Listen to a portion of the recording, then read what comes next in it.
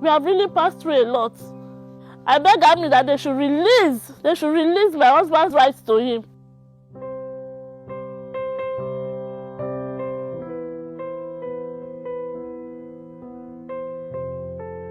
I was enlisted into the Army 2003, January 2003. And after my training, I was posted to 82 Demonstration Battalion, Kaduna Jaji. We've been going to different operations. This very day, September 12, 2013, we're asked to go for a particular attack. They call the place Kafia Forest. We were briefed that the people who want to go and fight, they've been in that place since 2003, that they've become a strong force. Before we go, that an Alpha jet will go ahead of us in order to soften the ground for us so that we can just go in and just mob the rest. And we're so confident, we're so happy that today will be the end of this particular Boko Haram. So we advance, we're moving. At the time we get to a point where we can't see the Alpha jet anymore. So our commander said, we have to go. These people has already laid ambush on us. There was serious firing on us. Sir, it was a serious battle. Well, by God's grace, God saved my life. That very day, we lost 38 of our men. Then the next morning, the same commander came and meet us in the camp and then began to say, gentlemen, now let us go and recover the body of our brothers, our lost fallen heroes. After his address, I now raise my hands up and now ask a question. You told us pointedly that the people are of a strong force, that we can't just go without the air bombardment. The Alpha jet go ahead of us to bombard, to soften the ground for us. He now said, you see, it's not his fault. The problem he has is the Air Force. The Air Force are the one that failed him. Knowing fully well to soldiers that it was not true. You know, soldiers from the rear, you know, they begin to murmur, and to an extent they begin to shoot to the air. You understand? That is a lie. It's a lie. You understand? And the man left.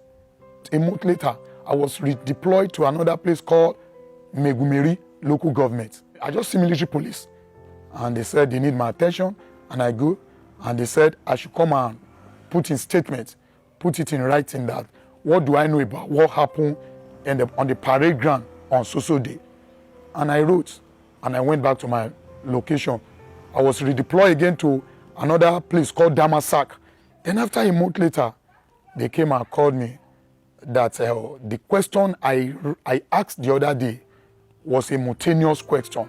And so therefore, I was charged for mutiny. Before I know, a week, a month, a year, you know, from one detention to another, get to Abuja 2014. On a fateful day, Barrister Sam Femi Falana just came. He said, those soldiers that were charged for mutiny want to see us. And he listened to our story. Then he now stood for us as our lawyer. Then the court martial began. The judgment was given. We're given death sentence. 4 of us were given death sentence. Then, after a while, we were moved from Abuja to military intelligence in Lagos here, underground. We were there for like a year, more than a year. We're not allowed to see our children. We're not allowed to see our wife. We're not allowed to see anybody. Finally, they moved us from there to prison. Our lawyer, Sam Femi Falana, took the case to appeal court. He did his best. He kept pushing. On the 50th day, that day I was in exam hall because I was writing my 200 level in the National University there, in the prison there. Then they came to call me that by God's grace, that was May, that our appeal court has discharged and acquits our case. Then the prison staff made us know that we have been discharged and acquitted. The transfer, the detention and everything is 6 years. I thank God. I return home and meet my wife and meet my children intact. It was tough. It was not easy at all. Unknown to me that I was even pregnant for one of my daughter. I didn't know. So it was when he left that time that I discovered that I was pregnant. So I was left alone. There was no means of communication. There was no how I can talk to him. You know, people will start coming that time. They will be coming from Meduguri. I will be asking, how far?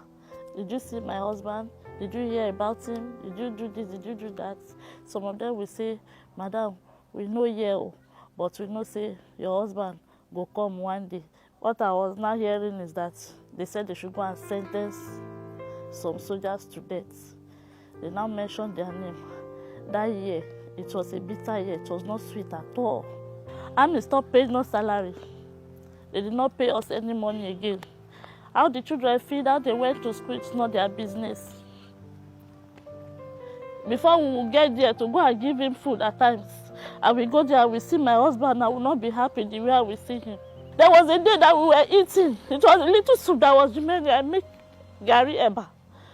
We were eating. Before I know the soup finished, the Eba is remaining. The children said they are not okay.